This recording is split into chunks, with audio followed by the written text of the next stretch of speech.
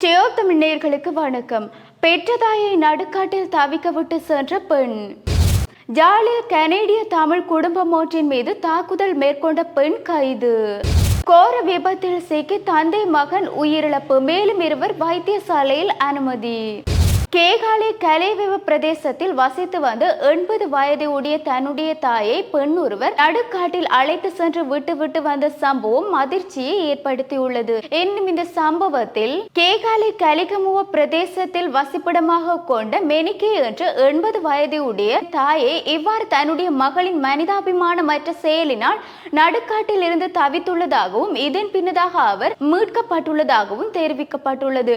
எனினும் மீட்கப்பட்ட பாட்டியிடம் விசாரணைகளை மேற்கொண்ட போது அவர் கூறிய விடயம், தன்னுடைய மகள் தன்னை இவ்வாறு முச்சக்கர வண்டியில் அழைத்து வந்து இந்த காட்டு பகுதிக்குள் விட்டு தனிமையில் விட்டு அவர் சென்று விட்டதாகவும் கூறியுள்ளார். இதன் பின்னதாக கலேவெல எனமோல்பட பிரதேசத்தில் உள்ள தன்னுடைய தாயுடைய வீட்டிலே தான் தங்கியுள்ளதாகவும் தனக்கு நீதியினை பெற்று தர வேண்டும் மற்றும் போலீஸ் மற்றும் சமூக சேவை பிரிவினரிடம் இது குறித்த விடயங்களை தெரிவித்துள்ளார். மேலும் தன்னுடைய மகளுக்கு 3 வயதாக இருக்கும் பொழுது தன்னுடைய கணவர் மாரடைப்பு வந்து உயிரிழந்துள்ளதை அடுத்து தான் தன்னுடைய பிள்ளையை உயர் கல்வி வரைக்கும் படிப்பித்து வந்துள்ளதாகவும் வீடுகளில் கூலி வேலை பார்த்து அதில் வருகின்ற சம்பளத்தை வைத்து அவரை வளர்த்து வந்துள்ளதாகவும் கூறியுள்ளார்.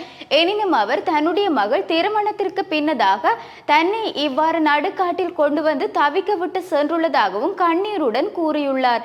இந்த சம்பவம் அனைவரையும் கண்கலங்க வைத்திருக்கின்ற நிலையில் பெற்றவர்கள் கண்கண்ட தெய்வம் என்று கூறுவார்கள். ஆனால் அப்படிப்பட்டவர்களையே இறுதி காலத்தில் பார்ப்பதற்கு பிள்ளைகள் இவ்வாறு சிரமப்படுகின்ற விடயங்கள் என்பது அதிகமாக இன்றைய காலகட்டத்தில் அவதானிக்க கூடியதாக இருக்கின்றது. எனினும் இந்த தாய் தனக்கு நீதியினை பெற்று தர வேண்டும் மற்றும் மேலும் தான் இறக்கும் வரையில் தனக்கு தங்கும் இடம் தேவைப்படுகின்றதாகவும் கண்ணீருடன் கோரிக்கையை விடுத்துள்ளார். இது தொடர்பில் அதிகமாக பேசப்பட்டு வருகின்றமையும் குறிப்பிடத்தக்கது.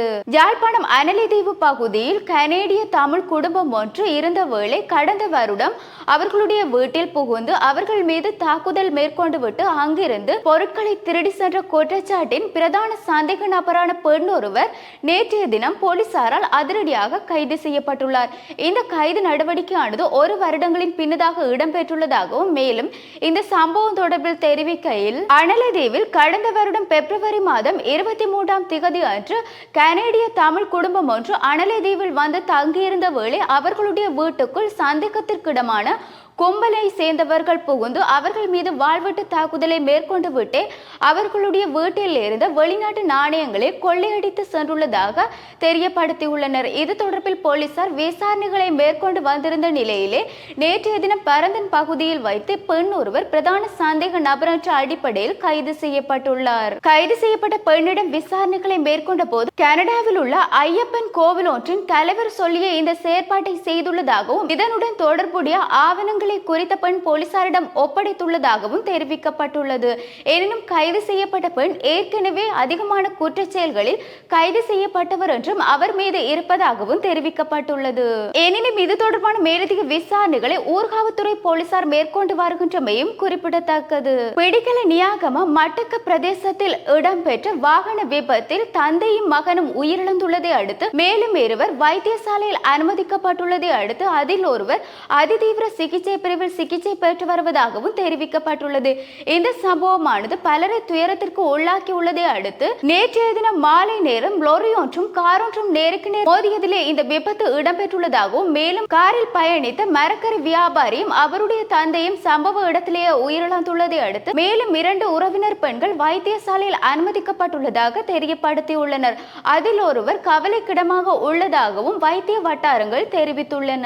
இந்த விபத்தில் சிக்கி உயிரிழந்த தந்தை மற்றும் மகனுடைய சடலத்தின் மீதான உடல் கூற்று பரிசோதனைகள் மேற்கொண்ட பின்னதாக உறவினர் கையில் ஒப்படைக்கப்பட்டுள்ளதாகவும் மேலும் அவர்களுடைய உறவினர்கள் வைத்தியசாலையிலே சிகிச்சை பெற்று வருவதாகவும் தெரியப்படுத்தியுள்ளனர். இந்த விபத்து தொடர்பான மேலதிக விசாரணைகளை போலீசார் மேற்கொண்டு வருகின்றமையும் குறிப்பிடத்தக்கது. எவ்வாறு எங்களுடைய செய்திகளை அறிவதற்கு www.tamil24 எனும் இணையதளத்தினூடாக பிரவேசியுங்கள். வணக்கம்.